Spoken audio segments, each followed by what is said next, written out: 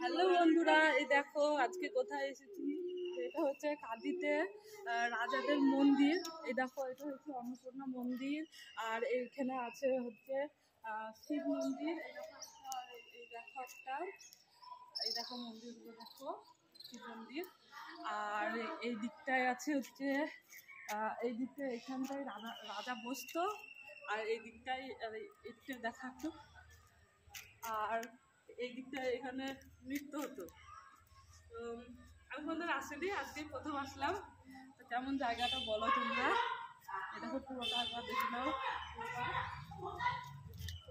তো রাজপ্রাসাদটা সাইডে একটু পিছনে ওটা কি মন্দিরটা? আশ্রম আশ্রম